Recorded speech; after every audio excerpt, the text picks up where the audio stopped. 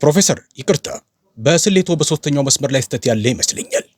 ክፍሉ ሙሉ በሙሉ ጭጭ አለ። 300 ሰዎች ዞሮ በኋለኛው ረድፍ ላይ የቆመችዋን ወጣት ጥቁር ሴት ትኩር ብለው አዩአት። ፕሮፌሰር ዊትፎርድ ከጥቁር ሰሌዳው ላይ ቀና እንኳን አላለም። የዩኒቨርሲቲው ጥበቃዎች በዚህ ዘመን ማንንም ዝም ብሎ ያስገባሉ ማለት ነው? ቀስ ብሎ ዞረ። እስቲ ልገምት፣ የኮሚኒቲ ኮሌጅ ተማሪ ነሽ። የ4 ሰዓት የአውቶቡስ ጉዞ ሽታ ትሸቻለሽ። የበለጠ ራስሽን ሳታዋረጅ በፊት ተቀመጭ። ካጠገቧ የተቀመጠ አንድ ድህረ ምረቃ ተማሪ ቦርሳውን አንስቶ 2 ወንበር ፈቀቅ አለ። የፊተኛው ረድፍ ተማሪዎች ሳቁ።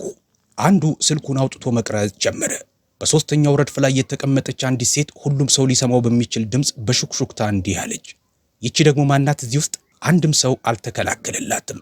አንድም ሰው። ነገር ግን ያ ስልክ የጀመረው ቀረጻ ከጥቂት ቀናት በኋላ የዓለምን ትልልቅ የዜና ማዕበላት የሚያናውጥ የቫይራል ቪዲዮ እንደሚሆን ማንም አልጠረጠርም። በዚያ ክፍል ውስጥ የነበረ እያንዳንዱ ሰው ሊረሳው የማይችለውን ትምህርት ሊማር ነበር። ሰውየው በትክክል ዝቅ አድርጎ አያት። ወደዚህ አስደናቂ ታሪክ ዝርዝር ውስጥ ከመግባታችን በፊት ይህንን ቪዲዮ ከየትኛው የዓለም ጥግና መቼ እየተከታተሉን እንደሆነ በኮሜንት መስጫው ላይ ያጋሩን። እንዲሁም ይህንን ታሪክ ላይክ ማድረግ ምንም አይነት ክፍያ የማይጠይቅ በመሆኑ ግን ብዙዎች ጋር እንዲደርስ ስለሚረዳ ላይክ ማድረግዎን እንዳይረሱ። አንዲት ሴት ስላመነችበት ነገር ብቻ በመቆም እንዴት ሁሉንም ነገር መለወጥ እንደምትችል ለሌሎችም ለማሳየት ታሪኩን ሼር ያደርጉት። አሁን ነገሩ እንዴት እንደሚሄድ እስኪ እንይ። ቀጥሎ ምን እንደተፈጠረ ለመረዳት ይህ ታሪክ የት ቦታ እንደሚከናወን ማወቅ ያስፈልጋል። የሃርቫርድ ዩኒቨርሲቲ ህንፃ ኬምብሪጅ ማሳቹሴትስ በዓለማችን ላይ ካሉ እጅግ ጠንካራ የአካዳሚክ ተቋማት አንዱ። እናም በዚያ ተቋም ውስጥ ህንፃውን የራሱ አድርጎ የሚያስብ አንድ ሰው ነበር፣ ፕሮፌሰር ላውረንስ ዊትፊልድ። ዕድሜው 61 ዓመት፣ የሂሳብ ቋሚ ፕሮፌሰር፣ የተግባራዊ ሂሳብ ትምህርት ክፍል ሰብሳቢ፣ የአሜሪካ የሂሳብ ማህበር አባል፣ ከ14000 ጊዜ በላይ የተጠቀሰ የድህረ ምረቃ መጽሐፍ ደራሲ። አያቱ የሃርቫርድ ዲን ነበሩ፣ አባቱም የሃርቫርድ ፕሮፌሰር ነበሩ። ላውረንስ ዊትፎርድ ሃርቫርድን አልተማረበትም፣ ወረሰው እንጂ። በየዓመቱ መኸር ወቅት ዩኒቨርሲቲው የዊትፊልድ የተግባራዊ ሂሳብ ታዋቂ ንግግሮች ተከታታይ የተሰኘ የ2 ሳምንት ዝግጅት ያዘጋጃል። ያንን ስም እንደገና አንብበው። የንግግሩ ተከታታይ ዝግጅት በቤተሰቡ ስም የተሰየመ፣ በቤተሰቡ በተቋቋመ ፈንድ የሚደገፍ፣ በእሱ የሚደራጅና በእሱ የሚዳኝ ነበር። የእርሱ መንግስት ነበር። ዝግጅቱ ከመላው ሀገሪቱ የተመረጡ የድህረ ምረቃ ተማሪዎችን፣ የዶክትሬት ማጠናቀቂያ ተመራማሪዎችንና ጎብኚ ምሁራንን በአንድ ላይ ያገናኛል። በመጨረሻዎቹ ቀናት ደግሞ ይፋዊ ውድድር ይካሄዳል። 4 ደረጃ ያላቸው ከባድ ዙሮች ያሉት። ተወዳዳሪዎች በታዳሚ ፊት ጥቁር ሰሌዳ ላይ ጥያቄዎችን ይፈታሉ። የ3 ዳኞች ቡድን ለእያንዳንዱ ዙር ነጥብ ይሰጣል። ከእያንዳንዱ ዙር በኋላ ዝቅተኛ ነጥብ ያመጡት ይሰናበታሉ። አሸናፊው 2 ነገሮችን ያገኛል። ከሃርቫርድ ይፋዊ ምስጋናና ከፕሮፌሰር ዊትፊልድ የግል የድጋፍ ደብዳቤ ያገኛል። በዚያ ክፍል ውስጥ ላሉት አብዛኛዎቹ ሰዎች ያ ደብዳቤ ተጨማሪ ስጦታ ነበር። በኋለኛው ረድፍ ለቆመችው ሴት ግን ሙሉ ሕይወቷ ነበር። ስሟ ሴሌስት ኢንግራም ይባላል። ዕድሜዋ 23 ዓመት። የተወለደችውና ያደገችው በዋሽንግተን ዲሲ ውስጥ ካሉ እጅግ ድሃ ሰፈሮች አንዱ በሆነው በአናኮስቲያ ነው። እናቷ ዳርሊን ኢንግራም በጆርጅ ታውን ዩኒቨርሲቲ ውስጥ ለ18 ዓመታት ቢሮዎችን አጽድታለች። ብዙ ነገር ኖሯቸው አያውቅም። አንዳንድ ሳምንታት የሚበቃቸው እንኳን አልነበረም። ሴሌስት የላቀ ሂሳብን ራስዋን አስተማረች። በዝግጅት ትምህርት ቤት ወይም በግል አስተማሪ ሳይሆን በተጣሉ መጽሐፍትና በተሰበረ ታብሌት ፍሪ የሚለቀቁ የኤምአይቲ የቪዲዮ ንግግሮችን በማየት ነበር። ሐሳቦቹ ግራ መጋባታቸውን አቁመው ግልጽ እስኪሆኑላት ድረስ ያንን ንግግር ደጋግማ ታየው ነበር። በሃዋርድ ዩኒቨርሲቲ ሙሉ ስኮላርሺፕ አግኝታ በከፍተኛ ማዕረግ ተመረቀች። በንጹህ ሂሳብና በፍልስፍና ድርብ ሜጀር በመያዝ በትምህርት ክፍሉ አንደኛ ተማሪ ነበረች። ከዚያም በሀገሪቱ ባሉ በሁሉም የአይቪ ሊግ ዩኒቨርሲቲዎች ለዶክትሬት ፕሮግራም አመለከተች። እያንዳንዱ ዩኒቨርሲቲ ውድቅ አደረጋት። ደብዳቤዎቹ በትህትና የተጻፉ ነበሩ። ሁሉም ተመሳሳይ ነገር ይሉ ነበር። ለፕሮግራማችን ተስማሚ አይደለሽም። ምንም ማብራሪያ የለም። ምንም ግብረ መልስ የለም። በትህትና ምልክት የተዘጋ በር ብቻ። ስለዚህ ሴሌስት በዲሲ በሚገኝ የአንድ ማህበረሰብ ማዕከል ውስጥ የሂሳብ ማስተማር ሥራ ያዘች። ገንዘብ ቆጠበች፣ ጠበቀች። እናም ስለ ዊትፊልድ የንግግር ዝግጅት ስትሰማ ምዝገባው ለሁሉም ክፍት መሆኑን አወቀች። ማንም ሰው መጥቶ መታደም ይችል ነበር። ወደ ቦስተን መሄጃ የአውቶቡስ ትኬት ገዛች። 4 ሰዓት በግሬ ሃውንድ አውቶቡስ፣ 2 ጥንድ ልብስ የያዘ ቦርሳ፣ ከካምፓሱ 6 ማይል ርቆ የሚገኝ ርካሽ ሞቴል፣ ለራት ደግሞ ከነዳጅ ማደያ የተገዛ ሳንድዊች ያዘች። የመጣችው ጓደኛ ለማፍራት አልነበረም። የመጣችው ያ ደብዳቤ ፊት ለፊት የተዘጉባትን በሮች ሁሉ ሊከፍትላት ስለሚችል ነበር። ነገር ግን ከገባችበት ቅጽበት ጀምሮ ክፍሉ አንድን ነገር በግልጽ አሳያት። እርሷ እዚያ ቦታ ተፈላጊ አልነበረችም። ዊትፊልድ ብቻ አልነበረም፣ ሁሉም ነገር እንጂ። በግድግዳው ላይ ያሉት ምስሎች በሙሉ የነጭ ወንዶች ነበሩ። በቆዳ ወንበሮቹ ላይ የተቀመጡት ተማሪዎች እርስ በርሳቸው በስም ይጠራሩ ነበር። ሰዎች የእሷን ቦርሳ አይተው አይናቸውን በፍጥነት የሚያዞሩበት መንገድ ነበር። በመግቢያው አጠገብ የነበረ አንድ ሰራተኛ ለምግብ ዝግጅት ማስተናገጃ የመጣች እንደሆነ ጠየቃት። በመጀመሪያዎቹ 2 ቀናት ሴሌስት በኋለኛው ረድፍ ተቀምጣ ማስታወሻ ያዘች። ዊትፊልድ ከተለያዩ ሰዎች ጋር እንዴት እንደሚግባባ ተከታተለች። ነጮች ተማሪዎች ጥያቄ ሲጠይቁ ወደፊት ቀረብ ብሎ ያዳምጥ ነበር። ይሳተፋል፣ ፈገግ ይላል። አንድ ጥቁር ጎብኚ ተማሪ ጥያቄ ሲጠይቅ ግን ቆም ይላል። ጥያቄውን በሌላ አገላለጽ ይለውጠዋል። የበለጠ ግልጽ በሆነ መንገድ በማለት የራሱን ስሪት ራሱ ይመልሳል። ፈገግ አይልም። ብራድሊ ቼምበርስ የተባለ የድህረ ምረቃ ተማሪ በሁለተኛው ቀን ሴሌስት አጠገብ ተቀመጠ። ወደ ጓደኛው ዞሮ እሷ እንድትሰማው አድርጎ እንዲህ አለው፣ ለኮሚኒቲ ኮሌጆች የማስተናገጃ ፈቃድ እንደሚሰጡ አላውቅም ነበር። ጓደኛው ሳቀ። ሴሌስት ምንም ምላሽ አልሰጠችም። መጻፏን ቀጠለች። በዚያኑ ምሽት በሞቴል ክፍሏ ውስጥ ብቻዋን ሆና የውድድሩን ሕግጋት አንድ ጊዜ ደግማ አነበበች። 4 ዙሮች ለሁሉም ተሳታፊዎች ክፍት የሆኑ በትክክለኛነት በውበትና በፍጥነት የሚዳኙ። ላፕቶፑን ዘጋችና ጣሪያውን ትኩር ብላ አየችው። ይህን ያለ ርቀት የመጣችው በኋለኛው ረድፍ ላይ ለመቀመጥ አልነበረም። ነገር ግን ሴሌስት ከሁሉ የሚከብደው ነገር ወደ ውድድሩ መግባት እንዳልሆነ አታውቅም ነበር። ፕሮፌሰር ዊትፊልድ እሱን ለመቃወም ለሚደፍር ለማንኛውም ሰው አስቀድሞ ያዘጋጀው ወጥመድ ነበር። ቀን 3 ፕሮፌሰር ዊትፊልድ በንግግር አዳራሹ ፊት ለፊት ቆሞ የግራፍ ከለሪንግ የሚያካትት የላቀ ስሌት እየሰራ ነበር። አጻጻፉ ፈጣንና በራስ መተማመን የሞላበት ነበር። እያንዳንዱ መስመር ልክ 1000 ጊዜ እንደሰራው አድርጎ ወደ ቀጣዩ ይፈስ ነበር። ክፍሉ ጸጥ ብሏል። 300 ሰዎች በአድናቆት ይመለከቱት ነበር። ሴሌስት ግን በአድናቆት አልነበረም የምትመለከተው፣ በትኩረት እንጂ። አይኖቿ ከመስመር 1 ወደ መስመር 2 ተጓዙ። ጥሩ። ከመስመር 2 ወደ መስመር 3 ቆመች። ጭንቅላቷን ዘመም አደረገች። ማስታወሻ ደብተሯን አየች። መልሳ ሰሌዳውን አየች። ማስታወሻዎቿን እንደገና አረጋገጠች። በመስመር 3 ላይ ዊትፊልድ ኔጌቲቭ ምልክትን በባይኖሚያል ኤክስፕሬሽን ላይ አከፋፍሎ ነበር። ነገር ግን ሁለተኛውን ተርም ዘሎታል። ምልክቱ ፖዚቲቭ መሆን ነበረበት እንጂ ኔጌቲቭ አይደለም። አነስተኛ ስህተት ነበር፣ አብዛኛው ሰው ሊያዩ የማይችለው አይነት። ሴሌስት ግን እንደ ማንኛውም ሰው አልነበረችም። የተፈጠረውን ሰንሰለታማ ምላሽ ወዲያውኑ ማየት ችላለች። ያ አንድ የተሳሳተ ምልክት በመስመር 5 ላይ ያለውን ኢኒኳሊቲ ቀይሮታል። ይህም በመስመር 8 ላይ ያለውን ባውንድ አፈረሰው። ይህም ማለት ሙሉ ማጠቃለያው ስህተት ነበር። እጇን አወጣች። ዊትፊልድ ወደ እሷ አላየም ነበር። የፊተኛውን ረድፍ ቃኝና በሁለተኛው ረድፍ የተቀመጠውን ኮከብ የዶክትሬት ተማሪውን ግራሃም አሽፎርድን ጠቁሞ የእርሱን ጥያቄ ተቀበለ። ግራሃም ስለ እውነተኛው ዓለም አተገባበር ጠየቀ። ዊትፊልድ ፈገግ ብሎ በፍቅር መለሰለት። ልክ እንደ ቆየ ጓደኛሞች ሐሳብ ተለዋወጡ። የሴሌስት እጅ አሁንም በአየር ላይ ነበር። ዊትፊልድ በመጨረሻ ወደ ክፍሉ የኋላ ክፍል ቃኘ። ፈገግታው ጠፋ። እርሺ ታዳሚዋ። ስሟን አልጠራም። ሚስ አላለም። እዚያ ጀርባ ያለሽው አላለም። ታዳሚዋ አላት። መደብ እንጂ ሰው መሆኗን አልገለጸም። ሴሌስት መናገር ጀመረች። ፕሮፌሰር፣ በስሌቶ 3ኛ መስመር ላይ በአንድ ጣቱ ጠቁሞ አቋረጣት። በመጀመሪያ የተመዘገቡ ተሳታፊዎችን ጥያቄ ያስተናግዳሉ። መጨረሻ ላይ ጊዜ ካለ ታዳሚዎች ጥያቄያቸውን በጽሑፍ ማቅረብ ይችላሉ። ወደ ሰሌዳው ተመለሰ። ውይይቱ አበቃ። ክፍሉም ጸጥ አለ። ከማዘን የመነጨ ዝምታ ሳይሆን ካለመመቸት የመጣ ዝምታ ነበር። በፊተኛው ረድፍ ላይ ያሉ ጥቂት ተማሪዎች እርስ በእርሳቸው ተያዩ። ብራድሊ ቼምበርስ ፈገግ አለ። በመካከለኛው ክፍል የተቀመጠ አንድ ሰው በሹክሹክታ እንዲህ አለ። እርሷ በእርግጥ ዝም ብላ መናገር የምትችል መስሏል ነበር። ከሴሌስት አጠገብ የተቀመጠችው ሌላኛዋ ታዳሚ ጥቁር ሴት ኔሃ ዶውሰን ወንበሯን በጣም አጥብቃ ከመያዟ የተነሳ ጣቶቿ ነጡ። ሴሌስትን በተውት ይሁን ዋጋ የለውም በሚል ስሜት አየቻት። ሴሌስት ግን ዝም አላለችም። ሰሌዳውን አየችው። ወደ አንድ መደብ የቀነሳትን ሰው አየችው። ምንም የምትናገረው ጠቃሚ ነገር እንደሌላት አስቀድመው የወሰኑትን 300 ሰዎች አየች። እናም እንደገና እጇን አወጣች። በዚህ ጊዜ ክፍሉ በትኩረት ተመለከታት። እርሷን ስለደገፉ ሳይሆን ስለጓጉ ነበር። አንድ ህዝብ አንድ ሰው ወደ ገደል ጫፍ ሲቃረብ የሚሰማው አይነት ጉጉት። ግራሃም በወንበሩ ላይ ወደ ኋላ አዞረ። ሁለቱ ማሾፋቸውን አቆሙ። ብራድሊ እንኳ ወደ ኋላ አየ። ዊትፊልድ እጇን አየ። ክፍሉ እየተከታተለው እንደሆነ አወቀ። እንደገና ችላ ቢላት ትንሽ ሰው ያስመስለዋል። እንድትናገር ቢፈቅድላት ደግሞ ራሷን ልታዋርድ ትችላለች። ይህም የእሱን ሐሳብ ያረጋግጣል። ተነፈሰ። የማይገባውን ውለታ ለሚያደርግ ሰው የሚሰጥ አይነት ትንፋሽ።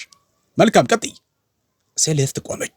አልቸኮለችም፣ አልተሰናከለችም። በቀጥታ ሰሌዳውን አየችና አፏን ከፈተች። እናም ቀጥሎ የተናገረችው ነገር በዚያ ክፍል ውስጥ የነበረ እያንዳንዱ ሰው ትንፋሹን እንዲወጥ አደረገው። ሴሌስት በኋለኛው ረድፍ ላይ ቆመች። ወደፊት አልመጣችም፣ ወደ መተላለፊያውም አልተንቀሳቀሰችም። በነበረችበት ቦታ ቀጥ ብላ ቆማ በተረጋጋ ግልጽና ሙሉ በሙሉ በማያወላውል ድምፅ ተናገረች። በመስመር 3 ላይ ኔጌቲቭን በባይኖሚያል ላይ ሲያከፋፍሉ ሁለተኛው ተርም ፖዚቲቭ መሆን ነበረበት እንጂ ኔጋቲቭ አይደለም። ለድራማ ስትል አልነበረም ያቆመችው፣ ክፍሉ ሰሌዳውን እንዲያይ ጊዜ እየሰጠችው ስለነበር እንጂ። ያ በመስመር 5 ላይ ያለውን ኢኒኳሊቲ ይለውጠዋል። ይህም ማለት በመስመር 8 ላይ የገለጹት ባውንድ አይሰራም ማለት ነው። ከዚያም ተቀመጠች። ያ ብቻ ነበር።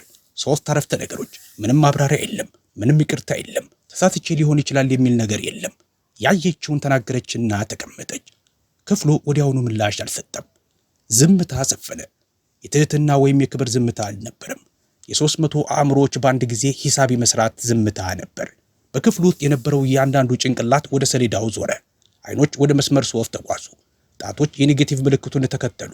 ከንፈሮች በዝምታ እንደገና አሰሉ። ዝምታው በክፍሉ ውስጥ እንደ ማዕበል ተሰራጨ። ልክ ነበረች። ምልክቱ ተሳስቷል። በመስመር 5 ላይ ያለው ኢኒኳሊቲ ፈረሰ። በመስመር 8 ላይ ያለው ባውንድ ዋጋ አጣ። ሙሉ ማጠቃለያ። አንድ የሃርቫርድ ፕሮፌሰር ሙሉ በራስ መተማመን ያቀረበው ማጠቃለያ በአናኮስቲያ የመጣች የ23 ዓመት ወጣት በ2 ደቂቃ ውስጥ ባገኘችው ስህተት ላይ የተገነባ ነበር። ክፍሉ ያንን ለመረዳት 8 ሰከንድ ያህል ፈጅቶበታል። ፕሮፌሰር ዊትፊልድ ግን 3 ሰከንድ ብቻ ነበር የፈጀበት። ከማንም በፊት አውቆታል። እጁ መንቀሳቀስ ባቆመበት መንገድ ማየት ይቻል ነበር። ዞሮ ከመመልከቱ በፊት መንጋጋው በጥቂቱ ሲጠነክር ማየት ይቻል ነበር። ነገር ግን ላውረንስ ዊትፊልድ ራሱን እንዴት መከላከል እንዳለበት ሳይማር በአካዳሚው ውስጥ 61 ዓመታት አላሳለፈም። ክፍሉን ለመጋፈጥ ዞረ። ፈገግ አለ። ብዙ ጥረት የሚጠይቅ የፈገግታ አይነት ነበር። አስደሳች ምልከታ ነው አላቸው። ምልክቱ በእርግጥ ተገልብጧል። ነገር ግን ይህ በስሌቱ ማጠቃለያ ላይ ትልቅ ለውጥ አይመጣም። ውሸት ነበር። እናም በዚያ ክፍል ውስጥ የድህረ ምረቃ ትምህርት ያለው እያንዳንዱ ሰው ውሸት መሆኑን ያውቅ ነበር። የምልክቱ ስህተት ማጠቃለያውን ብቻ አልነካውም፣ አጠፋው እንጂ። ዊትፊልድ የስሙ ስልጣን ከእሷ የሂሳብ ስሌት ስልጣን እንደሚበልጥ እየተወራረደ ነበር። ለ61 ዓመታት ያ ውርርድ ሁልጊዜ ይሰራለት ነበር። በዚህ ጊዜ ግን አንድ የተለየ ነገር ተከሰተ። በፊተኛው ረድፍ ላይ የነበረች ዶክተር ሳራ ቤኔት የተባለች ተመራማሪ ማስታወሻ ደብተሯን ከፍታ ከመስመር 1 ጀምሮ ስሌቱን እንደገና ማረጋገጥ ጀመረች። ከእርሷ በስተጀርባ 2 ረድፍ ርቆ የተቀመጠ ሌላ ተማሪም እንዲሁ አደረገ። ከዚያም የዊትፊልድ የራሱ ተማሪ ግራሃም አሽፎርድ ስክሪፕቱ አውጥቶ ስሌቱን መስራት ጀመረ። ያ በዝምታ የተደረገው ማረጋገጫ ፍርዱ ነበር። ማንም የተናገረው ቃል አልነበረም። ማንም አያስፈልገውም ነበር። የስክሪፕቶቹ በወረቀቶቹ ላይ መፋቅ ሁሉንም ነገር ተናገረ። ዊትፊልድ ሲከሰት ተመለከተ። በክፍሉ ፊት ለፊት ቆሞ የራሱ ተማሪዎች እሱ እንደተሳሳተና አሁን ያዋረዳት ሴት ትክክል መሆኗን ሲያረጋግጡ ተመለከተ። በዚያ ቅጽበት ክፍሉን ሙሉ በሙሉ አላጣም አለ። ነገር ግን በሥራ ዘመኑ ለመጀመሪያ ጊዜ ነገሮች ሲቀያየሩ ተሰማው። እናም በዳኞቹ ጠረጴዛ ላይ ሌላ ነገር እየተከሰተ ነበር። ከፕሪስተን የመጣችው ጎብኚ ፕሮፌሰር ዶክተር ኤቭሊን ካላዌይ በአገሪቱ ካሉ ግንባር ቀደም የጥቁር ተመራማሪዎች አንዷና በከፍተኛ የምርምር ዩኒቨርሲቲ ውስጥ የስም ወንበር ከያዙ ጥቂት ጥቁር ሴቶች አንዷ ጭንቅላቷን በጥቂቱ ዘመም አደረገች። ሰሌዳውን አየችው። ሴሌስትን አየቻት። ማስታወሻ ደብተሯን ከፍታ 2 ቃላትን ጻፈች። እርሷን ፈትሿት። ድምፅ አውጥታ ምንም አላለችም። አያስፈልጋትም ነበር። በቂ አይታለች። በእረፍት ጊዜ ኔሃ ኮሪደሩ ላይ የሴሌስትን እጅ ያዘችው። አሁን ምን እንዳደረግሽ ታውቂያለሽ? ሴሌስት አየቻት። የምልክት ስህተት ጠቆምኩ። ኔሃ ትኩር ብላ አየቻት። በራሱ ህንፃ ውስጥ በራሱ ተማሪዎች ፊት በ300 ሰዎች ፊት የንግግር ዝግጅቱን በራሱ ስም ለሰየመ ሰው የምልክት ስህተት ጠቁመሽለታል። የሴሌስት ፊት አልተቀየረም። ነገር ግን በአይኖቿ ውስጥ አንድ ነገር ተቀየረ። የአሸናፊነት ስሜት ሳይሆን ከዚያ የበለጠ ዝም ያለ ነገር፣ መረዳት። ምናልባት በሩ ሁልጊዜ እንደምታስበው የተቆለፈ ላይሆን ይችላል። ረፍቱ አበቃ። ተማሪዎች ወደ አዳራሹ ተመለሱ። በክፍሉ ውስጥ ያለው ጉልበት ተቀይሮ ነበር። ረቂቅ ነበር፣ ነገር ግን እውነተኛ ነበር። ቀደም ሲል ሴሌስትን ችላ ያሉ ሰዎች አሁን በአይናቸው ይቃኟት ነበር። በፍቅር ስሜት አልነበረም፣ ገና ነው። ነገር ግን በጉጉት አንድን ሰው ዝቅ አድርገው እንደነበረ ሲረዱ የሚመጣው አይነት ጉጉት። እናም ከዚያ ዊትፊልድ እርምጃውን ወሰደ። ወደ ክፍሉ ፊት ለፊት ወጥቶ ማስታወቂያ አስተላለፈ። በነጻ አካዳሚያዊ ዕውቀት መንፈስ መጪው ይፋዊ ውድድር እንደሚሰፋ ተናገረ። ታዳሚ ጎብኚዎችን ጨምሮ ሁሉም ተሳታፊዎች እንዲመዘገቡ ተጋብዘዋል አለ። ያንን ሲናገር በቀጥታ ሴሌስቲን አያት። ፈገግ አለ። ሞቅ ያለ ፈገግታ ነበር። ለጋስ ፈገግታ። አንድ ሰው ወጥመድ ሲያዘጋጅ የሚሰጠው አይነት ፈገግታ። ደግሞም ታዳሚ ጎብኛችን ለስህተቶች እንዲህ ያለ ስለታም አይን ካላት ውድድሩን በጣም አነቃቂ ሆኖ እንደምታገኘው እርግጠኛ ነኝ አለ። ጥቂት ተማሪዎች ሳቁ። ብራድሊ ቼምበርስ ፈገግ አለ። ሴሌስት ግን አልሳቀችም፣ ፈገግም አላለችም። ምንም በማያሳይ ፊት ዊትፊልድን መልሳ አየችው። አንድ ጊዜ እሽቷን በጭንቅላቷ ገለጸች። ገባችበት። እናም ጨዋታው ሳይጀመር በፊት አስቀድሞ የተጭበረበረ መሆኑን እስካሁን ምንም የምታውቀው ነገር አልነበረም። ቀን 5 የንግግር አዳራሹ ተቀይሮ ነበር። ወንበሮቹ ለውድድር ቅርጽ ተስተካክለው ነበር። የሶስት ዳኞች ቡድን በፊተኛው ረጅም ጠረጴዛ ላይ ተቀምጠዋል። አንድ ትልቅ ነጭ ሰሌዳ በመድረኩ መሃል ቆሞ ነበር። የመጀመሪያዎቹ 2 ረድፎች ለ12ቱ ይፋዊ ተሳታፊዎች የተያዙ ነበሩ። ቀሪዎቹ ወንበሮች በተመልካቾች ተሞልተው ነበር። እያንዳንዱ ወንበር ተይዞ ነበር። ሰዎች በኋላኛው ግድግዳ ላይ ቆመዋል። ሴሌስት ለመጀመሪያ ጊዜ በፊተኛው ረድፍ ላይ ተቀመጠች። ይፋዊ ግብዣ የሌላት ብቸኛ ተወዳዳሪ እሷ ነበረች። ብቸኛዋ ታዳሚ፣ ብቸኛዋ የሃዋርድ ምሩቅ፣ ከቆዳ ፖርትፎሊዮ ይልቅ ቦርሳ የያዘች ብቸኛ ሰው። 12 ተወዳዳሪዎች፣ ከእነሱ ውስጥ 11ዱ በዊትፊልድ እጅ የተመረጡ ነበሩ። 12ኛዋ ግን እንድትመጣ የተገፋፋችው ነበረች። ህጎቹ ቀላል ነበሩ። በእያንዳንዱ ዙር አንድ ጥያቄ በሰሌዳው ላይ ይወጣል። ተሳታፊዎች ጥያቄውን ለመፍታት የተወሰነ ጊዜ ይሰጣቸዋል። ከዚያም መፍትሄያቸውን ያቀርባሉ። ዳኞቹ በ3 መስፈርቶች ነጥብ ይሰጣሉ፤ በትክክለኛነት፣ በውበትና በፍጥነት። በእያንዳንዱ ዙር ዝቅተኛ ነጥብ ያመጡት ይሰናበታሉ። የመጨረሻው ዙር የ1 ለ1 ፍልሚያ ይሆናል። ዙር 1 የኦፕቲማይዜሽን ጥያቄ፣ የሂሳብ ሊቃውንት የአሳይመንት ፕሮብሌም የሚሉት አይነት። ተግባራትን ከሀብቶች ጋር በጣም ቀልጣፋ በሆነ መንገድ እንዴት ማጣመር እንደሚቻል የሚያሳይ የእቅድ እንቆቅልሽ። ሌሎች ተሳታፊዎች መደበኛውን አካሄድ ማዘጋጀት ጀመሩ። በሁሉም የድህረ ምረቃ ፕሮግራሞች ውስጥ የሚማሩት ሃንጋሪያን ሜተድ የተባለ የታወቀ አልጎሪዝም ነበር። ግራሃም አሽፎርድ በፍጥነትና በራስ መተማመን ተንቀሳቀሰ። ቴክኒኩን በደንብ ያውቀው ነበረ። ሴሌስት ጥያቄውን ለ30 ሰከንድ ያህል አየችው። መጻፍ አልጀመረችም። ዝም ብላ ትኩር ብላ አየችው። ከዚያም ሌላ ማንም ያላየውን ነገር አየች። ጥያቄው የተደበቀ ሲሜትሪ ነበረው። የግራፉ መዋቅር ባይፓርቲያት ነበር። ይህ ማለት እርስ በርሳቸው ሳይሆን በመካከላቸው ብቻ ግንኙነት ያላቸው ወደ 2 ቡድኖች ሊከፈል ይችላል ማለት ነው። እናም ያ ሲሜትሪ ሙሉ ጥያቄ በሌላ መልክ ሊቀርጽ እንደሚችል አሳያል። መደበኛውን ዘዴ ከመጠቀም ይልቅ ሴሌስት ጥያቄውን በጣም ትንሽ በሆነ ኔትወርክ ላይ ወደ ሚኒመም ኮስት ፍሎ ፕሮብሌም ቀየረችው። ወደ ሰሌዳው ሄዳ መጻፍ ጀመረች። የእሷ መፍትሄ ከሌሎቹ ሁሉ በግማሽ ያነሰ ርዝመት ነበረው። በትንሽ ልዩነት ሳይሆን በሰፊ ልዩነት አንደኛ ሆና ጨረሰች። ግራም ሁለተኛ ሆኖ ጨረሰ። የእርሱ መልስ ትክክል ነበር፣ ነገር ግን የእሱ አካሄድ ረጅሙ መንገድ ነበር። እርሱ አውራ ጎዳና ሰርቶ ነበር። ሴሌስት ግን ሌላ ማንም መኖሩን እንኳን የማያውቀውን አቋራጭ መንገድ አግኝታ ነበር። ዳኞቹ ነጥብ ሰጡ። ሴሌስት ከፍተኛውን ማርክ አገኘች። ግራም ሁለተኛ ወጣ። በታዳሚው መካከል የተቀመጠው ዊትፊልድ አላጨበጨበም። መንጋጋው በትክክል በ1 ሚሊሜትር ጠነከረ። እናም ክፍሉ መለወጥ ጀመረ። ከ2 ቀን በፊት በሴሌስት ላይ ያፌዙ የነበሩ ተማሪዎች አሁን ወደፊት ቀረብ አሉ። ጥቂቶቹ ስልኮቻቸውን አወጡ። በዚህ ጊዜ ሊያፌዙባት ሳይሆን ሊቀርጿት። በኋለኛው ረድፍ ላይ ያለ አንድ ሰው በትዊተር ላይ እንዲህ ብሎ ጻፈ። ከሃዋርድ የመጣች ታዳሚ በሃርቫርድ የዊትፊልድን ውድድር እየመራች ነው። ይህንን ማየት አለባችሁ። በአንድ ሰዓት ውስጥ ከ200 ጊዜ በላይ ድጋሚ ተጋራ። ቆይ እስኪ እርሷ በእርግጥ በቦርሳና በተሰበረ ታብሌት ትምህርት ብቻ ሃርቫርድ ውስጥ ገብታ ሁሉንም ሰው እያሸነፈች ነው?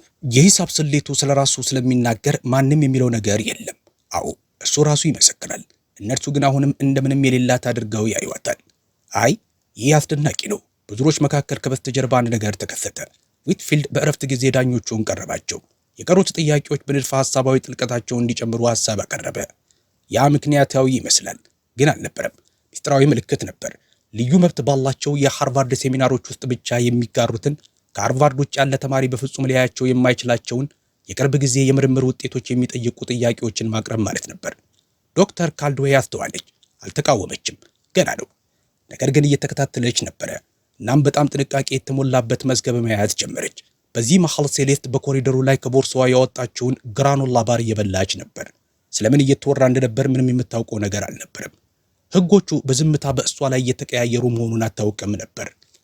ማስታወሻዎቿን እየከለሰችና እጆቿ እየተንቀጠቀጡ መሆኑን ላለማሰብ እየሞከረች ነበር። ከፍርሃት የተነሳ ሳይሆን በዚያ ውድድር ውስጥ ማንም ሰው እንድትገኝ ባልጠበቀበት ክፍል ውስጥ 5 ተከታታይ ቀናትን በማሳለፏ ከደረሰባት ከፍተኛ ድካም የተነሳ ነበር።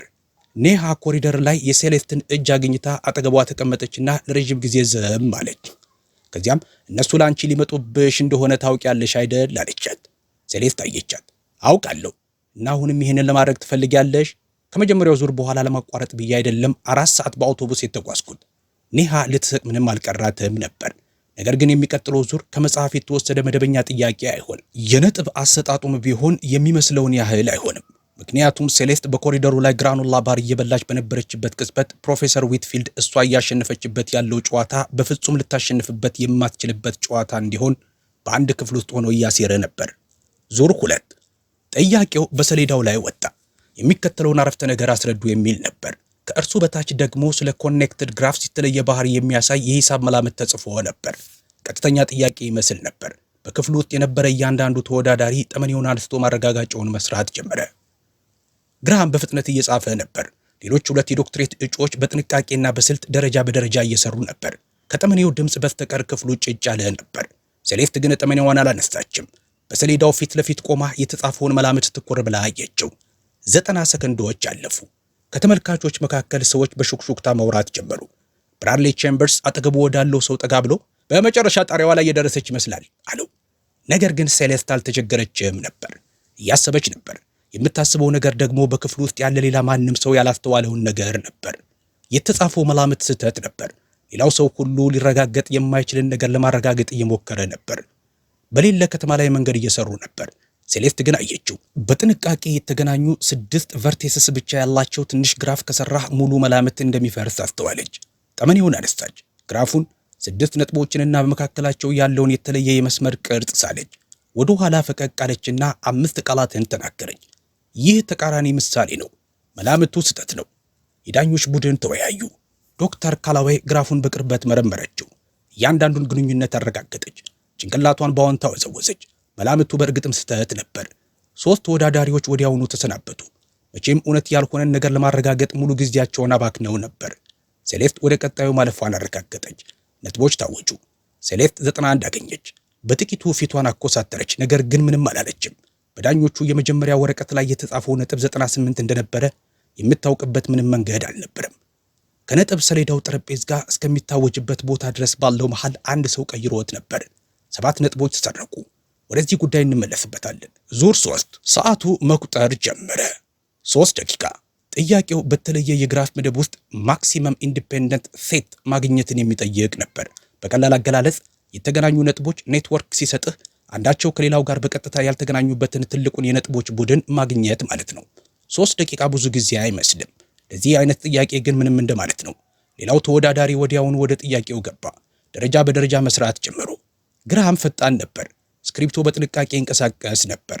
መልሱን ከመነሻው ጀምሮ እየገነባ ጥምረቶችን እየፈተነና አማራጮችን እያስወገደ ነበር። ሴሌስት ግን የተለየ ነገር አደረገች። ግራፉን አየችና የእርሱን ኮምፕሊመንት ሳለች። እያንዳንዱ ግንኙነት ክፍተት የሚሆንበትና እያንዳንዱ ክፍተት ግንኙነት የሚሆንበት የመስታወት ምስል አይነት። ይህ የኢንዲፔንደንት ሴት ጥያቄውን ወደ ክሊክ ጥያቄ የቀየረው። በመጀመሪያው ግራፍ ላይ ያልተገናኙ ነጥቦችን ትልቁ ቡድን ማግኘት ማለት በአዲሱ ግራፍ ላይ ሙሉ በሙሉ የተገናኙ ነጥቦችን ትልቁን ቡድን ማግኘት ሆነ። አዲሱ ግራፍ ደግሞ በጣም ቀላል ነበር። ክሊኩን በአይኗ ለየችው። መልሱን ጻፈች። ጠመኔውን አስቀመጠች። በሰዓቱ ላይ 40 ሰከንድ ይቀረው ነበር። ግራሃም ደወለ። ከመጮሁ 12 ሰከንድ በፊት ጨረሰ። መልሱ ትክክል ነበር። ነገር ግን ሴሌስት ከእሱ ሙሉ 1 ደቂቃ ቀድማ ጨረሰች። 2 ተጨማሪ ተወዳዳሪዎች ተሰናበቱ። ሜዳው ወደ 4 ዝቅ አለ። ሴሌስት ግራሃምና በጣም መረበሽ የጀመሩት ሌሎች 2 የዶክትሬት እጩዎች በዘፈቀደ ነው የተመረጠው የተባለው የግማሽ ፍጻሜ ጥምረት ታወጀ። ሴሌስት ከግራሃም ጋር፣ 2ቱ የዶክትሬት እጩዎች ደግሞ እርስ በርሳቸው። ያ ጥምረት በዘፈቀደ ነው ብለህ የምታምን ከሆነ ለዚህ ታሪክ በትኩረት እየሰጠህ አይደለም ማለት ነው። በዚያኑ ምሽት ታሪኩ መሰራጨት ጀመረ። ከመጀመሪያው ዙር የወጣው ትዊት በአካዳሚክ ክበቦች ውስጥ በከፍተኛ ሁኔታ ተሰራጨ። አንድ የሂሳብ ብሎግ ሴሌስት ኢንግራም ማናት የሚል አጭር ጽሑፍ አወጣ። አንድ ሰው የእሷን የሃዋርድ ዩኒቨርሲቲ ትራንስክሪፕት አውጥቶ ኢንተርኔት ላይ ለጠፈው። የቦስተን ግሎብ ጋዜጠኛ አስተያየት ለመጠየቅ ለሃርቫርድ የፕሬስ ቢሮ ኢሜይል ላከ። ታሪኩ አሁን ስለ ውድድር ብቻ አልነበረም፣ ስለ አንድ ስርዓት ነበረ። ሰዎችም እየተከታተሉት ነበር። ከካምፓሱ 6 ማይል ርቆ በሚገኘው የሞቴል ክፍሏ ውስጥ ሴሌስት በአንድ መብራት ስር በአልጋዋ ጫፍ ላይ ተቀምጣ ነበር። ከነዳጅ ማደያ የተገዛው ግማሽ ሳንዱች በምሽት ጠረጴዛው ላይ ተቀምጦ ነበር። ማስታወሻ ደብተሯ በጉልበቷ ላይ ተከፍቷል። በገጹ ላይ በጭንቅ የሚስማማ በጣም ትንሽ በሆነ የሰው እጅ ጽሑፍ መፍትሄዎችን እየጻፈች የግራፍ ቲዮሪ ጥያቄዎችን እየከለሰች ነበር። እጆቿ ይንቀጠቀጡ ነበረ። ከፍርሃት የተነሳ ሳይሆን ከከፍተኛ ድካም የተነሳ። እርሷ በመኖሯ ብቻ በሚቀጣት ክፍል ውስጥ 5 ተከታታይ ቀናትን በማሳለፏ ከደረሰባት ሸክም የተነሳ ነበር። ስድቦችን በፈገግታ ማለፍ፣ ሹክሹክታዎችን እንዳልሰማች መሆን፣ በዚያ ውድድር ውስጥ ያለ ሌላ ማንም ተወዳዳሪ ሊሸክመው የማይገባውን የማይታይ ከባድ ሸክም ተሸክማ በከፍተኛ ደረጃ ጥያቄዎችን መፍታት፣ በሩ ተንኳኳ። ኔሃ ነበረች። ገብታ በክፍሉ ውስጥ ባለው ብቸኛው ወንበር ላይ ተቀመጠች። የሴሌስትን እጆች አየች። ሳንዲቾቹን አየች። ማስታወሻ ደብተሯን አየች። ለረጅም ጊዜ ምንም አልተናገረችም። ከዚያም ለእነሱ ምንም ማረጋገጥ የለብሽም አለቻት። ሴሌስት ቀና አላለችም። እኔ ለእነሱ ምንም እያረጋገጥኩ አይደለም። ታዲያ ለማን? ሴሌስት መጽሐፏን አቆመች። ለጥቂት ጊዜ ግድግዳውን ትኩር ብላ አየችው። ከዚያም እንዲህ አለች። ይህ በር የተቆለፈ ለሚመስላቸው በአናኮስቲያ ላሉት ሴት ልጆች ሁሉ እያረጋገጥኩ ነው። ኒሃ ምንም አልመለሰችም። ለዚያ የሚሰጥ ምንም ምላሽ አልነበረም። በዚያ ሳምንት ሁለቱም ከተናገሯቸው እውነተኛ አረፍተ ነገሮች ሁሉ የላቀ ነበረ። በማግስቱ ጠዋት ሴሌስት ወደ ንግግር አዳራሹ ተመለሰች። የግማሽ ፍጻሜ ውድድር በ3 ሰዓት ውስጥ ይካሄዳል። ክፍሉ አስቀድሞ ይንቀሳቀስ ነበር። ከቀድሞ ቀን የበለጠ ሰው መጥቶ ነበር። ወሬው ተሰራጭቷል። በስብሰባው ላይ ጥቂት አዳዲስ ፊቶች ነበሩ። አንደኛው ማስታወሻ የያዘ ጋዜጠኛ ነበረ። ግራሃም አሽፎርድ በፊተኛው ረድፍ ተቀምጦ ማስታወሻዎችን እየከለሰ ነበር። ዘና ያለና በራስ መተማመን ያለው ይመስላል። እንዲህ ለመሆን እያንዳንዱ ምክንያት ነበረው። በዊትፊልድ ስር ለ3 ዓመታት አጥንቷል። ከሃርቫርድ የውስጥ ክበብ ውጭ ላለ ለማንኛውም ሰው የማይገኙ የምርምር ወረቀቶች፣ የሴሚናር ቁሳቁሶችና ቴክኒኮች ለእሱ ክፍት ነበሩ። ሴሌስት ቦርሳና የተሰበረ ታብሌት ብቻ ነበር ያላት። ነገር ግን ግራሃም የሌለውን ሌላ ነገርም ይዛ ነበር። ከቁጥሮች ጋር ብቻዋን 10,000 ሰዓታት ታሳልፋለች። በክፍል ውስጥ ሳይሆን ከአስተማሪ ጋር ሳይሆን በከበዱ ክፍሎች ውስጥ የሚመራት ፕሮፌሰር ሳይኖር በአንድ መብራት ስር ብቻዋን በክፍል ውስጥ። እናም በእነዚያ 10,000 ሰዓታት ውስጥ በማንኛውም ሴሚናር ሊያስተምሩት የማይችሉትን ነገር ተምራለች። ከዚህ ቀደም አይታቸው የማታውቃቸውን ጥያቄዎች ቅርጽ ማየት ለምዳ ነበር። ተቀመጠች። ማስታወሻ ደብተሯን ከፈተች። ጠበቀች። 11 ጥያቄዎችን በተከታታይ ፈትታለች። 12ኛው ግን የተለየ ነበር። 12ኛው ጥያቄ እሷን ለመስበር የተሰራ ነበር። የግማሽ ፍጻሜው ጥያቄ በሰሌዳው ላይ ወጣ። ሴሌስት አየችው። ግራሃም አየው። ክፍሉ በሙሉ አየው። ግራሃም ፈገግ አለ። ሴሌስት ግን ፈገግ አላለችም። ጥያቄው በራንደም ኔትወርክስ ውስጥ በአንድ የተወሰነ የኮኔክቲቪቲ ባህሪ ላይ ጥብቅ የሆነ ባውንድ ማረጋገጥን የሚጠይቅ ነበር። የላቀ ውብና ከማንኛውም መጽሐፍ፣ ከታተመ የምርምር ወረቀት ወይም በይፋ ከሚገኝ ከማንኛውም ምንጭ የተወሰደ አልነበረም። ከፕሮፌሰር ዊትፊልድ የራሱ ያልታተመ ምርምር የተወሰደ ነበር። ጥያቄውን ለመፍታት የሚያስፈልገው ቴክኒክ በአንድ ቦታ ብቻ ነበር ተስተምሮ የሚያውቀው፣ በዊትፊልድ የግል የላቀ ሴሚናር ላይ ብቻ። በዓመት አንድ ጊዜ በሚሰጠውና እርሱ በእጁ መርጦ ያስገባቸው የዶክትሬት ተማሪዎች ብቻ በሚካፈሉበት ሴሚናር። ግራሃም አሽፎርድ ያንን ሴሚናር ወስዶታል። ያንን ቴክኒክ አጥንቶታል፣ ተለማምዶታል። 100 ጊዜ የሰማኸውን ዘፈን ወዲያው እንደምትለየው ሁሉ እሱም ጥያቄውን ወዲያው አውቆታል። ሴሌስት ኢንግራም ግን ይህንን በፍጹም አይታ አታውቅም። ወደ ሴሚናሩ ተጋብዛ አታውቅም። ምርምሩን የማግኘት ዕድል አልነበራትም። እርሷ እያየች ያለችው ጥያቄ እርሷ እንድትሸነፍ ተብሎ ሆን ተብሎ የተመረጠ ጥያቄ ነበር። ሜዳው አስቀድሞ ዘመም እንዲል ተደርጎ ነበር። ግልጽ በሆነ የሕግ ለውጥ ሳይሆን ማንም ሰው ይሄ ማጭበርበር ነው ብሎ ሊጠቁመው በማይችለው መንገድ በጥያቄ ምርጫ አማካኝነት ነበር። በወረቀት ላይ ፍጹም ትክክል የሚመስል ከውስጥ ግን የበሰበሰ እጅግ ረቂቅ የማጭበርበር ዘዴ። እናም ሌላ ነገር ነበር። ሴሌስት ውድድሩ ሙሉ በሙሉ እስኪያልቅ ድረስ የማታውቀው ነገር። በሁለተኛው ዙር ያገኘችው ነጥብ ተቀይሮ ነበር።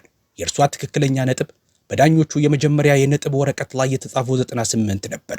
ለክፍሉ የታወጀው ነጥብ ግን 91 ነበር። 7 ነጥቦች ተሰረቁ። ትክክለኛው ነጥብ ቢጸና ኖሮ ሴሌስት በከፍተኛ መሪነት ወደ ግማሽ ፍጻሜው ትገባ ነበር። አሁን ግን የገባችው በጠባብ ልዩነት ብቻ እንደመራች በማሰብ ነበር።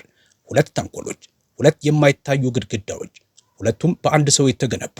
በዳኞቹ ጠረጴዛ ላይ ዶክተር ካለዌይ ጥያቄውን ስታነበው ፊቷ ተቀየረ። ወዲያውኑ አውቀዋለች። ከ6 ወራት በፊት በባልደረባዎቿ ግምገማ ወቅት የዊትፊልድን ያልታተመ ረቂቅ ጽሑፍ መርምራው ነበር። ይህ ጥያቄ ከየት እንደመጣ በትክክል ታውቃለች። ምን ማለት እንደሆነም ገብቷታል። በማስታወሻ ደብተሯ ላይ አንድ ነገር ጻፈችና አጠገቧ ላለው ዳኛ አንሸራተተችለት። ጽሑፉ እንዲህ ይል ነበር። ይህ ከሱ ረቂቅ የተወሰደ ነው። የሁለተኛውን ዙር የመጀመሪያ የነጥብ ወረቀቶች እፈልጋለሁ። ዳኛው ማስታወሻውን አነበበው። ካልዌይን አያት። እሷ ግን መልሳ አላየችውም። ሰሌዳውን ትከታተል ነበር። ሰዓቱ መቁጠር ጀመረ። 15 ደቂቃ። ግራሃም መልሱን አስቀድሞ እንደሚያውቅ ሰው በራስ መተማመን ጠመኔውን አነሳ። ሴሌስት ደግሞ ወደ ወጥመድ እየገባች መሆኗን እንደምታውቅ ሴት በትኩረት ጠመኔዋን አነሳች። ምንም ይሁን ምን ግን አነሳችው። ግራሃም መልሱን አስቀድሞ ያየውን ፈተና እንደሚፈተን ሰው ይንቀሳቀስ ነበር። ጠመኔው በሰሌዳው ላይ ለስላሳና በራስ መተማመን ባላቸው መስመሮች ይፈስ ነበር። እያንዳንዱ መስመር ያለምንም ማቅማማት ወደ ቀጣዩ ይሸጋገር ነበር። እርሱ ጥያቄውን እየፈተው አልነበረም፣ መልሱን እያቀረበው ነበር እንጂ። ከዊትፊልድ ሴሚናር ያገኘው ቴክኒክ ከጥያቄው ጋር ልክ እንደ ቁልፍና ቁልፍ መክፈቻ በትክክል ይገጥም ነበር። ክፍሉ በዝምታ አድናቆት ይመለከተው ነበር። በአራተኛው ደቂቃ ላይ እርሱ 2/3ኛውን ጨርሶ ነበር። ሴሌስት ግን ገና 1/3ኛ ላይ ነበረች። እርሷ ከመሰረታዊ መርሆች ተነስታ እየሰራች ነበር። ምንም አቋራጭ መንገድ የለም። በጭንቅላት የተያዘ ቴክኒክ የለም። መፍትሄውን ከመነሻው ጀምሮ ጡብ በጡብ እየገነባች ነበር። ይዛቸው የመጣቻቸውን መሳሪያዎች ብቻ በመጠቀም በሞቴል ክፍል ውስጥ፣ በማህበረሰብ ማዕከል ውስጥና በአናኮስቲያ በሚገኝ አንድ መብራትና የተሰበረ ታብሌት ብቻ በነበረበት መኝታ ክፍል ውስጥ ራሷን ያስተማረችውን መሳሪያዎች ግን በቂ ፍጥነት አልነበረውም። በስድስተኛው ደቂቃ ላይ ግርሃም ሊጨርስ ተቃርቦ ነበር። ሴሌስት ግማሽ ላይ ነበረች። ልዩነቱ በግልጽ ይታይ ነበር። ታዳሚው ሊያየው ይችል ነበር። ሹክሹክታው ተጀመረ። ወደ ኋላ እየቀረች ነው። ጥሩ ተጉዛ ነበር። ይህ መሆኑ የማይቀር ነበር። ብራድሊ ቼምበርስ በወንበሩ ላይ ወደ ኋላ ተደግፎ እጆቹን አጣመረ። የረካ ይመስል ነበር። ዊትፊልድ እጆቹን አጣጥፎ ከተመልካቾች መካከል ተቀምጦ ነበር። ፊቱ የተረጋጋና ታጋሽ ነበር። አንድ ወጥመድ ልክ እንደተሰራበት እቅድ በትክክል ሲሰራ የሚመለከት ሰው አይነት ፊት። በስምንተኛው ደቂቃ ላይ ሴሌስት ስህተት ሰራች። በስሌቷ ውስጥ የሁለት ኢንዲሴስ ቦታዎችን አቀያየረች። አነስተኛ ስህተት፣ አእምሮ ከእጅህ በላይ በፍጥነት ሲሮጥ የሚፈጠር አይነት። ወዲያውኑ አረመችው። ነገር ግን ማስተካከያው ሙሉ 1 ደቂቃ ወሰደባት። እርሷም ደግሞ ያቺ ደቂቃ አልነበረቻትም። ሰዓቱ 5 ደቂቃ ብቻ መቅረቱን ያሳያል። ግርሃም ሙሉ በሙሉ ጨርሷል። ሴሌስት ግን ባልተጠናቀቀ ስራ የተሞላውን ሰሌዳ ትኩር ብላ ታይ ነበር። እናም ከዚያ በዚህ ታሪክ ውስጥ እስከዚያች ቅጽበት ድረስ ሆኖ የማያውቅ ነገር ተከሰተ። ሴሌስት መጻፏን አቆመች። ጠመኔ የያዘው እጇ 2 ኢንች ያህል ዝቅ አለ። ትከሻዎቿ ተንቀሳቀሱ። አተነፋፈሷ ተቀየረ። ለ3 ሰከንዶች በትክክል ለ3 ሰከንዶች ያህል ጠመኔውን አስቀምጣ ከሰሌዳው ፊት ለፊት ልትወጣ የደረሰች ሴት ትመስል ነበር። 300 ሰዎች አዩት። አንዳንዶቹ አዘኑላት፣ አንዳንዶቹ ደግሞ ሐሳባቸው ትክክል እንደሆነ ተሰማቸው። ብራድሊ ቼምበርስ ሊስቅ ምንም አልቀረውም ነበር። በስድስተኛው ረድፍ ላይ የተቀመጠችው ኔሃ ዶውሰን የወንበሩ መደገፊያ በጣም አጥብቃ ከመያዟ የተነሳ ጣቶቿ ነጭ ሆነው ነበር። አትነፍስም ነበር። ከዚያም ሴሌስት ቀና ብላ አየች። ሰሌዳውን አልነበረም ያየችው። ግርሃምንም አልነበረም፣ ዊትፊልድንም አልነበረም። ታዳሚውን አየች። እናም በዚያ በስድስተኛው ረድፍ ላይ አይኖቿ ኔሃን አገኟት። ኔሃ ጭንቅላቷን በአዎንታ አልወዘወዘችም፣ አልፈገገችም። ምንም አይነት የብርታት ቃል በአፏ አልተናገረችም። ዝም ብላ ሴሌስትን ትኩር ብላ አየቻት፣ በተረጋጋ ሳይርገበገብ፣ ያለምንም እዝነት፣ ያለምንም ፍርሃት። አንዳንድ ጊዜ አንድ ሰው ሊያደርገው የሚችለው ትልቁና ጠንካራው ነገር አይኑን ከአንተ ላይ አለመንቀል ነው። ሴሌስት ወደ ሰሌዳው ተመለሰች። ለ2 ሰከንዶች ስራዋን ትኩር ብላ አየችው። ከዚያም ማንም ያልጠበቀውን ነገር አደረገች። 3 መስመሮችን አጠፋች። ማስተካከያ ወይም ጥገና አልነበረም። የሄደችበትን መንገድ ሙሉ አንድ ክፍል አጥፍታ አዲስ ጀመረች። መደበኛውን መንገድ ሙሉ በሙሉ ተወችው። የግርሃምን ቴክኒክ ልትከተል አልፈለገችም። ዊትፊልድ እሷ እንድትሸነፍበት የሰራውን ጨዋታ ልትጫወት አልፈለገችም። የራሷን ለመስራት ወሰነች። በሰሌዳው ላይ አዲስ ግንባታ መታየት ጀመረ። ኦግዚለሪ ግራፍ በክፍሉ ውስጥ ያለ ማንም ሰው ከዚህ ቀደም አይቶት የማያውቅ በሁለት መዋቅሮች መካከል ያለ ማፒንግ። ማንኛውንም መጽሐፍ እየተከተለች አልነበረም። የታወቀ ዘዴንም እየተጠቀመች አልነበረም። በዚያ ከፍተኛ ጫና ውስጥ 300 ሰዎች እያዩዋትና ሰዓቱ እየቆጠረ ባለበት ቅጽበት በአዲስ መልክ በዚያው ቅጽበት አዲስ ነገር እየፈጠረች ነበር። ግርሃም ጠመኔውን አስቀመጠ። ጨረስኩ። ክፍሉ አጨበጨበ። የእርሱ መፍትሄ ንጹህ፣ ትክክልና በተሰጠው ቴክኒክ ላይ የተገነባ ነበር። ዊትፊልድ በአዎንታ ጭንቅላቱን ወዘወዘ። ሰዓቱ 90 ሰከንድ ብቻ መቅረቱን ያሳያል። ሴሌስት አሁንም እየጻፈች ነበር። ጠመኔዋ በፍጥነት ይንቀሳቀስ ነበር። በዚያ ቀን ከነበረው ሁሉ በበለጠ ፍጥነት። አዳዲስ መስመሮች፣ አዳዲስ ኢንኳሊቲስ። ኦግዚለሪ ግራፉ ቅርጽ እየያዘ ነበር። 60 ሰከንድ፣ 30 ሰከንድ። በሰሌዳው ላይ ቦታ እያለቀባት ነበር።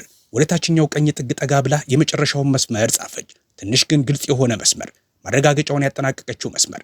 ደውሉ ጮኸ። ነገር ግን ዶክተር ኤቭሊን ካላዌይ ከዳኞቹ ጠረጴዛ ሆና ሙሉውን ሰሌዳ እየተከታተለች ስለነበር ሌላ ሰው ሁሉ ያመለጠውን ነገር አስተውላ ነበር። ሴሌስት ከሰሌዳው ፊት ለፊት ፈቀቅ አለች። የደውሉ ድምፅ አሁንም በአየር ላይ ያስተጋባ ነበር። ዊትፊልድ ተነሳ። ውጤቱን አስቀድሞ እንደወሰነ ሰው በዝግታና በተሰላ እርምጃ ወደ ክፍሉ ፊት ለፊት መጣ። ራሱን በቀጥታ ከነጩ ሰሌዳ ፊት ለፊት ሴሌስት የመጨረሻውን መስመር በጻፈችበት በታችኛው ቀኝ ጥግ ፊት ለፊት አቆመና ወደ ታዳሚው ዞረ። ሰዓት አልቋል አላቸው። ሚስተር አሽፎርድ መፍትሄውን አጠናቋል። እንደምታዩት ግን የሚስ ኢንግራም ስራ ያልተጠናቀቀ ይመስላል። ከበስተጀርባው ያለውን ሰሌዳ በምልክት አሳየ። ከተመልካቾች አቅጣጫ ሲታይ የሴሌስት ማረጋገጫ ዋና አካል ይታያል። ኦግዚለሪ ግራፉ፣ ማፒንጉ፣ ኢኒኳሊቲስ። ነገር ግን በመጨረሻዎቹ ሰከንዶች በጥግ ላይ የጻፈችው የመጨረሻው መስመር በዊትፊልድ አካል ተሸፍኖ ነበር። ክፍሉ ያየው ያልተጠናቀቀ ሰሌዳ ነበር። ዙሩ ለግርሃም ተሰጠ። ታዳሚው አጨበጨበ፣ በትህትና በቁጠባ። እንግዲህ ነገሩ በዚህ አበቃ የሚል አይነት ጭብጨባ። ሴሌስት ከመድረኩ ጎን ቆማ ነበር። ዝምተኛ፣ የማትንቀሳቀስ፣ ፊቷ ምንም ነገር አያሳየም ነበር። በስድስተኛው ረድፍ ላይ የተቀመጠችው ኔሃ በአይኖቿ ላይ እንባ ይፈስ ነበር። ስለከፋት ሳይሆን ስለማይገባቸው።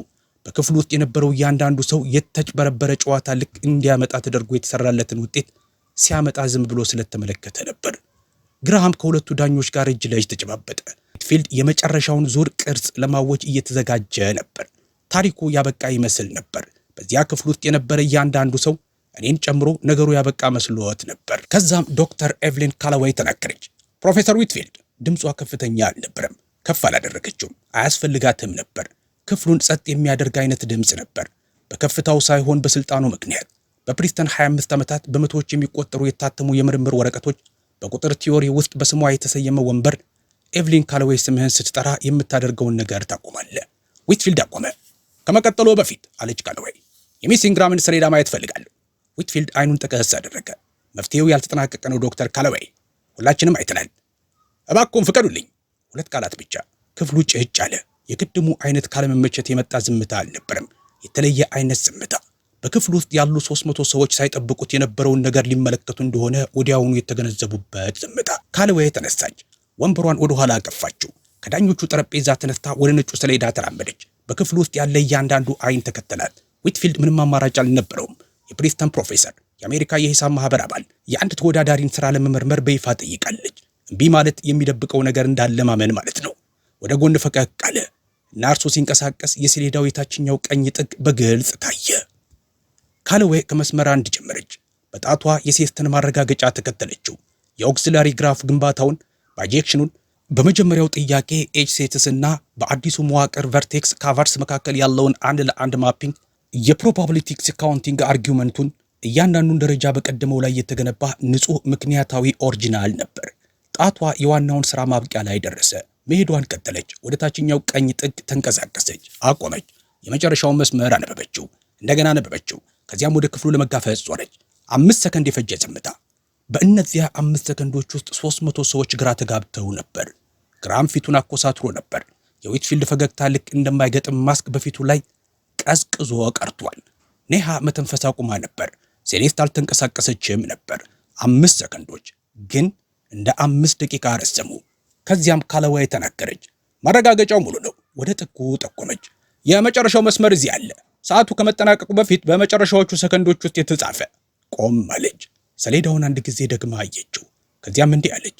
ባውንዱ ጥብቅ ነው። ባይጀክሽኑ ኦሪጂናል ነው። እናም ይህ ያለምንም ጥርጥር በዚህ ውድድር ላይ የቀረበው እጅግ ውብና ረቂቅ ማረጋገጫ ነው። ለአንድ ተጨማሪ ሰከንድ ክፍሉ ጸጥ አለ። 300 ሰዎች አሁን የሰሙትን ነገር ለማብሰል የወሰደባቸው አንድ ተጨማሪ ሰከንድ፣ ያውቃሉ ብለው ያሰቡትን ነገር ሁሉ እንደገና ለማስላት የፈጀባቸው አንድ ተጨማሪ ሰከንድ። ከዚያም ክፍሉ ፈነዳ። በጭብጨባ አልነበረም የጀመረው። በሶስተኛው ረድፍ ላይ ካለ አንድ ሰው የመጣ የድንጋጤ ትንፋሽ ነበር የጀመረው። ከዚያም ልክ በውሃ ውስጥ እንደተጣለ ድንጋይ ማዕበሉ ወደ ውጭ ተሰራጨ። ከዚያም ጭብጨባው መጣ። የቅድሙ አይነት በትህትና የተደረገ ጭብጨባ ሳይሆን እውነተኛ ጭብጨባ። ከአንድ ቦታ ጀምሮ ሙሉ ክፍሉን እስኪሞላ ድረስ የሚሰራጭ አይነት ጭብጨባ። ተማሪዎች ከመቀመጫቸው ተነሱ። በፊተኛው ረድፍ ላይ የነበረችው የድህረ ምረቃ ተመራማሪ በሁለቱም እጆቿ አፏን ሸፈነች። በዳኞቹ ጠረጴዛ ላይ ከነበሩት ፕሮፌሰሮች መካከል ሁለቱ ሶስተኛው ዳኛ ገና የተፈጠረውን ነገር አሰላስሎ ከመጨረሱ በፊት መጨብጨብ ጀመሩ። ኔሃ በከፍተኛ ድምፅ ታለቅስ ነበር። ዝም ብሎ በለሆሳስ ማልቀስ አልነበረም። ያ ለቅሶ የመጣው ከውስጥ ጥልቅ ቦታ ነበር። እያንዳንዱ ስድብ፣ እያንዳንዱ ንቀት፣ እያንዳንዱ የተዘጋ በር ተከማችቶና ተጭኖ ከቆየበትና አሁን በአንድ ጊዜ ሁሉንም አውጥቶ ከተነፈሰበት ጥልቅ ስሜት የመነጨ ለቅሶ። ግራሃም አሽፎርድ የሰሌዳውን የታችኛው ቀኝ ጥግ ትኩር ብሎ አየው። ለረጅም ጊዜ አፍጥጦ ተመለከተው። ከዚያም ወደ ሴሌስት ዞረ።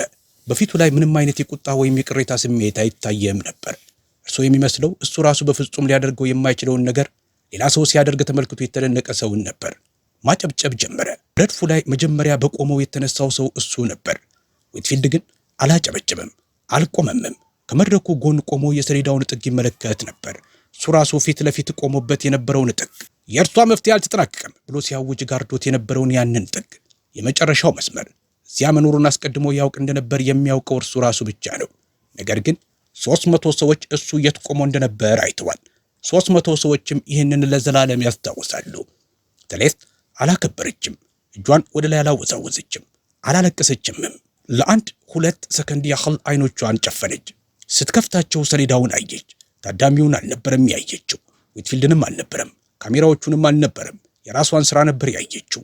ምክንያቱም በዚያ ክፍል ውስጥ በፍጹም ያልዋሻት ብቸኛው ነገር ያ የሂሳብ ማረጋገጫ ብቻ ስለነበር ነው። ካለዌይ ወደ ዳኞቹ ዞረች። የግማሽ ፍጻሜውን ነጥብ እንደገና እንድንገመገም ሐሳብ አቀርባለሁ። የሚስ ኢንግራም ማረጋገጫ ሙሉ ብቻ ሳይሆን ከሁሉም የላቀ ነው። ባይጀክሽን ኦሪጂናል ነው። አካሄዱ ከመደበኛው ዘዴ በበለጠ ሰፊ ይዘት ያለው ነው። በተጨማሪም ውድድሩን በቀጥታ ለእሷ እንዲሰጥ ሐሳብ አቀርባለሁ።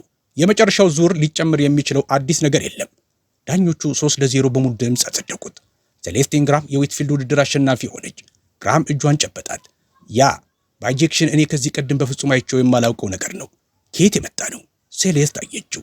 ያንተ ቴክኒክ ስላልነበረኝ የራሴን መንገድ መገንባት ነበረብኝ። ግራም ቆም አለ። ከዚያም በዝምታ ያንቺ መንገድ ይበልጣል አላት። ክፍሉ አሁንም አጨበጨበ። ነገር ግን ታሪኩ በዚህ አላበቃም። ምክንያቱም ዶክተር ካላዌይ ገና አልጨረሰችም ነበር። የምትናገረው አንድ ተጨማሪ ነገር ነበራት። እርሷ ያንን ስትናገር ጭብጨባው ይቆማል። ከዚያም የሚከተለው ዝምታ በዚያ ክፍል ውስጥ ከተሰሙት ድምጾች ሁሉ እጅግ ከፍተኛው ድምጽ ይሆናል። የጭብጨባው ድምጽ ገና እየቀነሰ ባለበት ወቅት ካላዌይ እንደገና ቆመች። ማንም ሰው ከክፍሉ አልወጣም ነበር። 300 ሰዎች ስልኮቻቸው አሁንም እንደተመዘዙ ናቸው።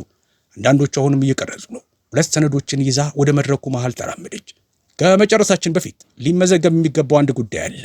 ክፍሉ ጸጥ አለ። የመጀመሪያውን ሰነድ ወደ ላይ አነሳችው። የግማሽ ፍጻሜው ጥያቄ የመጣው ከ6 ወራት በፊት ፕሮፌሰር ዊትፊልድ ከጻፉትና ካልታተመ የምርምር ረቂቅ ጽሑፍ ላይ ነው። እሱን ለመፍታት የሚያስፈልገው ቴክኒክ የሚሰጠው በእርሱ የግል ሴሚናር ላይ ብቻ ሲሆን የሚፈቀደውም ለራሱ የዶክትሬት ተማሪዎች ብቻ ነበር። ሁለተኛውን ሰነድ ወደ ላይ አነሳች። ይህ ከሁለተኛው ዙር የተገኘው የመጀመሪያው ነጥብ ማጠቃለያ ወረቀት ነው። የሚስ ኢንግራም ትክክለኛ ነጥብ 98 ነበር። ለዚህ ክፍል የተነገረው ነጥብ ግን 91 ነበር። ሁለቱንም ሰነዶች በጠረጴዛው ላይ አስቀመጠች። ልዩነቱ በሰነድ ተረጋግጧል። 300 ራሶች ወደ ዊትፊልድ ዞሩ። ከዚያም ስልኮች ወደ ላይ ተነሱ። ጥቂት ሳይሆኑ በመቶዎች የሚቆጠሩ ቀይ የቀረጻ ማብራቶች በአዳራሽ ውስጥ ልክ እንደማይረግቡ አይኖች ይበሩ ነበር።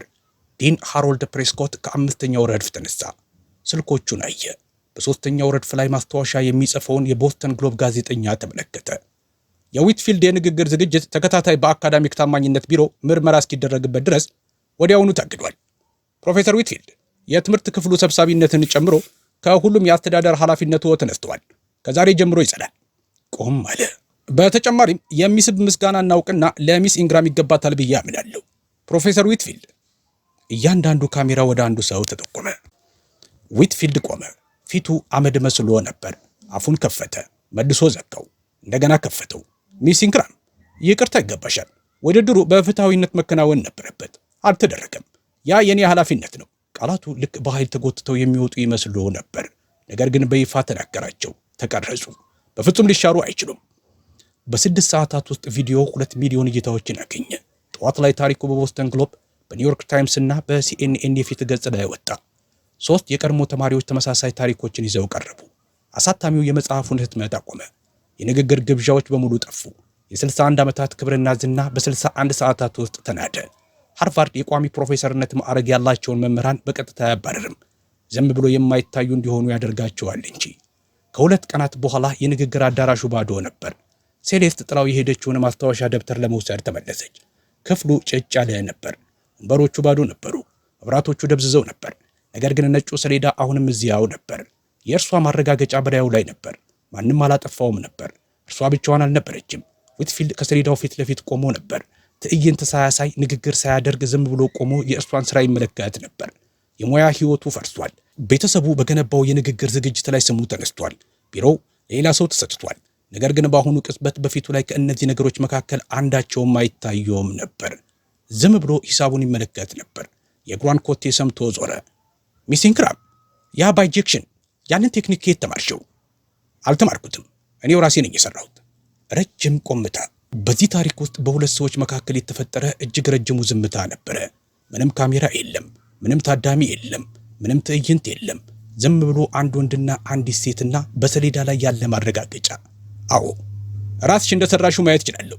ያ ይቅርታ አልነበረም። ይቅርታው አስቀድሞ በይፋ በካሜራዎች ፊት ተጨምቆ ወጥቷል። ትርጉሙም አልነበረውም።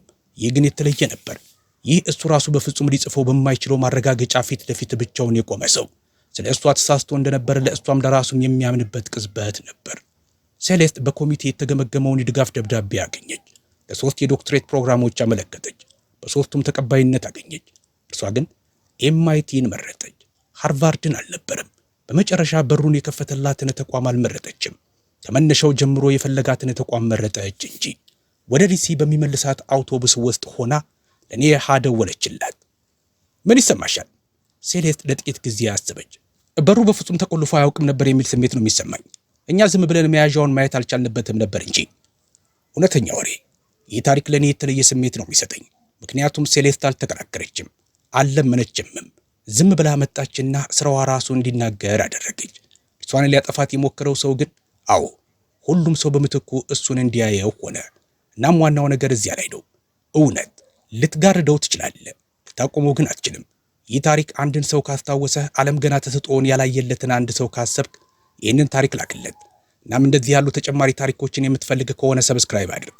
ምክንያቱም ሴሌስቴን ግራም የመጨረሻዋ አይደለችም፣ መጀመሪያዋ እንጂ።